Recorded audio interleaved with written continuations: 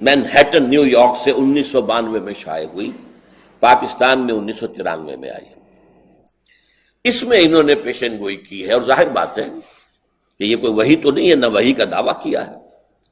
جو کچھ مغرب میں دانشور جو گفتگویں کرتے ہیں، جو وہاں کے انالسٹ جو ہیں، جو سیاسی پنڈت ہیں، وہ جو پیشن گوئیاں کرتے ہیں، در حقیقت ان کا ایک مجموعی سمجھیے کہ تاثر انہوں نے اپنی کتاب میں دے دیا ہے، اور وہ یہ ہے کہ سن 2006 میں پاکستان 7 نہیں بلکہ 8 ٹکڑوں میں تقسیم ہو چکے گا۔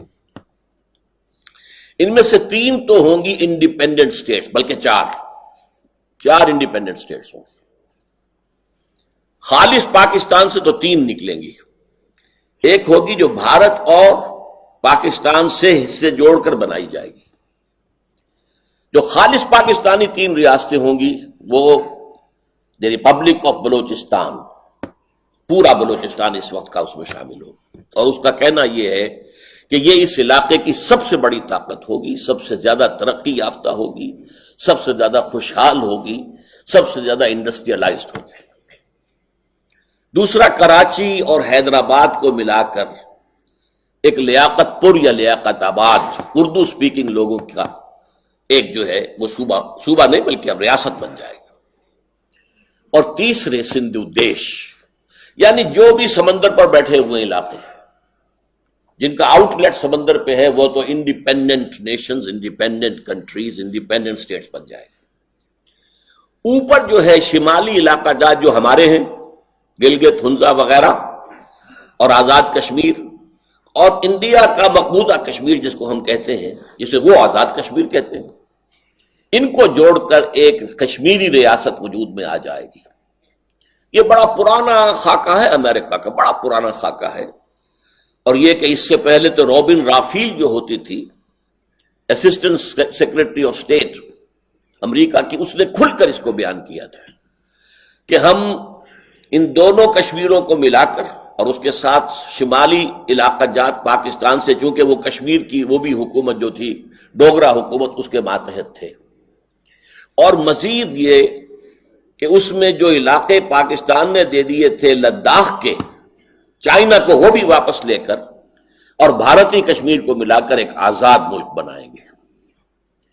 اس کے بعد بہت عرصے تک یہ آواز نہیں آئی تھی، کل پھر آئی ہے۔ امریکہ کے ایک سینیٹر نے یہی بات پھر کہی کہ کشمیر کے مسئلے کا واحد حل یہ ہے کہ اس کشمیر سے بھی، انڈین کشمیر سے اور پاکستانی کشمیر اور شمالی علاقوں سے، دونوں طرف سے فوجیں ودرا کر جائیں، انڈین بھی پاکستانی، اور یہ یونائٹڈ نیشنز اسمبلی کو دے دیا جائے علاقہ، وہ یہاں پر اپنے اہتمام میں پلیبسائٹ کروائے، اور اس پلیبسائٹ کے اندر 3 آپشنز ہوں گے، آپ ہندوستان کے ساتھ رہنا چاہتے ہیں یا پاکستان کے ساتھ یا آزاد۔ حالات جس نہج پر جا چکے ہیں اس میں لازمی نتیجہ یہ ہے کہ آزاد کشمیر کی طرف ان کا رخ ہوگا۔ اب پاکستان سے ڈس ایلیوژن ہو چکے ہیں، اور پاکستان سے تو اب وہ کہتے ہیں ہمیں دھوکہ دیا، مروایا ہمیں، اتنے لوگ ہمارے مروا دیے اور اب اپنے ہاتھ اٹھا دیے، بٹرے کیا ہمیں، لہذا اب ان کے آپشن میں پاکستان نہیں آئے گا، آزادی۔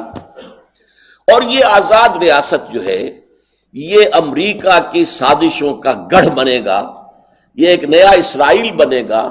ایک اسرائیل ایشیا کے ویسٹ میں ہے، ایک اسرائیل ایشیا کے بطن میں، ایشیا کے ہارٹ پہ درمیان میں قائم کیا جائے گا، اس لیے کہ کنٹینمنٹ آف چائنا پالیسی اب اسی طریقے سے ہے امریکہ کی جیسے 40 برس تک containment of Russia of USSR policy تھی۔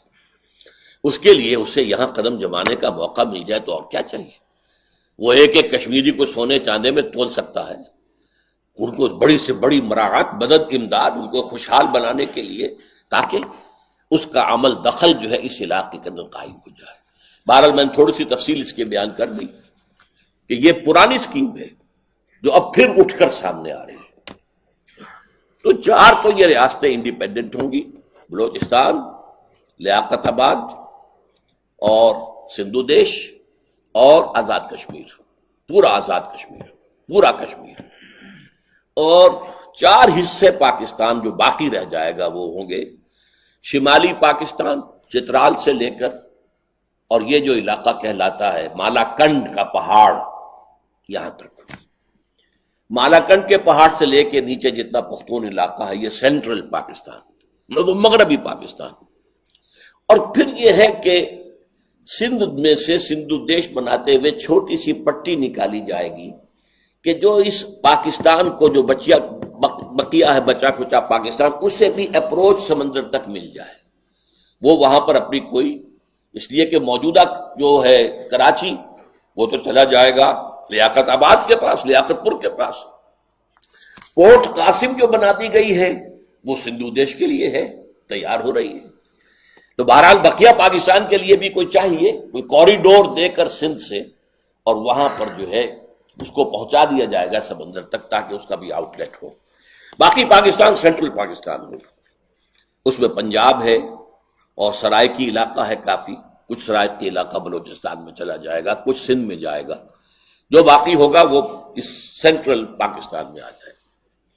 یہ ہے پیشن گوئی، کسی کافر کی نہیں ہے، کسی یہودی کی نہیں ہے، لیکن ظاہر بات ہے کہ اس وقت جو بھی اس فضا کے اندر، اور یہ سن 92 کی بات ہے جو کہی گئی ہے، یہ آج کی بات نہیں ہے. دوسری پیشن گوئی، یہ امریکہ کا سب سے اونچا تھنک ٹینک جو ہے، اور یہ امریکہ کی وزارت خارجہ کی پالیسی ونگ جو ہے اس کا تھنک ٹینک ہے. اس میں 15 سب سے اونچے اداروں کے سربراہ شامل ہیں. انہوں نے یہ پیشن گوئی کی تھی چند سال پہلے، سن 2000 کے اندر یہ آئی ہے، 16 ستمبر 2000 کو، اور یہ شائع ہوئی ہے جنگ میں. اس میں کہا گیا ہے کہ 2020 میں پاکستان کے نام سے کوئی ملک نہیں رہے. گویا کہ وہ حشر کہ جو ہوا تھا سلطنت عثمانیہ کا اور USSR کا، وہ پاکستان کا بھی ہو جائے گا. جنگ نے اس خبر کو شائع کیا. سب سے پہلے یہ شائع ہوئی تھی رپورٹ بھارت کے ایک جریدے آؤٹ لک میں. جنگ نے شائع کیا اپنی 16 ستمبر سن 2000 کی یہ اشاعت میں، ساتھ یہ لکھ دیا کہ اسے کسی مجذوب کی بڑھ نہ سمجھا جائے. اس پر جو ہے سنجیدگی سے غور ہونا چاہیے کہ سن تو صحیح جہاں میں ہے تیرا فسانہ کیا. تیسری بات، رابرٹ کیلان، ان کا ایک مضمون شائع ہوا نوائے وقت میں، یہ بھی ستمبر کا مہینہ ہی ہے، 20 ستمبر 2000 کو، دی اینڈ آف دی ارتھ. اس میں وہ کہتے ہیں کہ پاکستان از اے فیلڈ اسٹیٹ، ہر اعتبار سے یہ ناکام ریاست ثابت ہو چکی ہے. جلد ہی اس میں خانہ جنگی شروع ہوگی اور کیوس اور انارکی پیدا ہو جائے گی. اور اس مضمون میں ایک خاص بات جو اس نے کہی ہے وہ یہ ہے کہ پاکستان اور افغانستان یہ گویا کہ ایک یونٹ کی شکل ہوگی. یہ ہے، میں نے چند حوالے آپ کو دیے ہیں کہ سن تو صحیح جہاں میں ہے تیرا فسانہ کیا، کہتی ہے خلق غائبانہ، کہتی ہے خلق خدا تجھے غائبانہ کیا. اب آئیے اس کے اصل اسباب کیا ہے، کیوں ایسا ہوگا، جبکہ میں بھی کہہ رہا ہوں کہ پاکستان کے خاتمے کی الٹی گنتی شروع ہو چکی ہے. یہ میرا موقف ہے. تو اس کے اسباب کیا ہیں؟ میں ان کو 2 حصوں میں تقسیم کرتا ہوں. ایک تو ہے اصلی اور بنیادی، اور نمبر 2 داخلی اور خود کردہ. یہ ایک ہی کی تقسیم میں نے کی ہے، جو اصلی ہے، بنیادی ہے، داخلی ہے، خود کردہ ہے. یہ خود کردہ کے بارے میں آپ کو وہ مصرع ذہن میں آ گیا ہوگا کہ خود کردہ را علاج نیست. کسی اور نے آپ کے ساتھ کوئی برائی کی ہو تو شاید کوئی اس کا مداوع ہو سکتا، آپ نے خود کی ہو تو اس کا کوئی مداوع نہیں. وہ کیا ہے؟ پاکستان کے قیام کا جو اصل مقصد اس کو ہم نے ترک کیا. اب یہ ایک بے مقصد ملک ہے. یہ ایسا تیر ہے جس کا کوئی ہدف ہی نہیں. وہ تیر نیم کش جس کا نہ ہو کوئی ہدف. جو مؤسسین پاکستان تھے اقبال اور جناح، انہوں نے کہا تھا کہ ہم عہد حاضر میں پاکستان اس لیے چاہتے ہیں کہ عہد حاضر میں اسلام کے اصول حریت و اخوت و مسامات کا ایک اولی نمانہ. سورہ گجرات کا درس دے رہا تھا پنڈی میں، تو وہاں جسٹس چیما صاحب بیٹھے ہوئے تھے پہلی صف کے اندر. میں نے جب یہ بات بیان کی کہ بین ہی یہی دفعہ پاکستان کے دستور میں موجود ہے، بات کو انہوں نے بتایا، میں چونکا کہ یہ کون سی دفعہ کا حوالہ دینے چلے ہیں۔ میں نے دفعہ 227 کا حوالہ دیا، no legislation will be done repugnant to the Quran and the Sunnah. میں نے کہا یہ صحیح ترین تعبیر ہے اس آیت کی، لا تقدموا بین یدی اللہ ورسولہ، no legislation will be done repugnant to the Quran and the Sunnah. لیکن بدقسمتی کیا ہے، وہ دفعہ فلی آپریٹو نہیں ہے، بے ایمانی کے ساتھ اس کو نفی کر دیا گیا کاؤنسل آف اسلامک آئیڈیالوجی سے کہ کاؤنسل آف اسلامک آئیڈیالوجی غور کرتی رہے گی، سوچتی رہے گی، دیکھتی رہے گی اور سفارشات پیش کرتی رہے گی۔ اب وہ کروڑوں روپے اس کاؤنسل کے اوپر خرچ ہوئے ہیں، جس کا بڑا بجٹ ہے، آفس ہے پورا، سیکریٹریٹ ہے پورا، لیکن اس کی سفارشات آ کے اور وزارت داخلہ اور وزارت قانون اور وزارت مالیات کی الماریاں بھر گئی، کسی ایک کے اوپر بھی عمل نہیں ہوا، دستور میں پرووائڈڈ ہی نہیں۔ تو یہ سفارشات پیش کریں گی، آگے کہیں نہیں ہے ان سفارشات کا کیا حشر ہوگا، وہ کس پروسیس کے تحت اڈاپٹ کی جائیں گی، اگر اس کو منظور کرنا ہے تو کس طور سے، اور نافذ کرنا ہے تو کس طور سے، نامنظور کرنا ہے تو کس طور سے، کچھ۔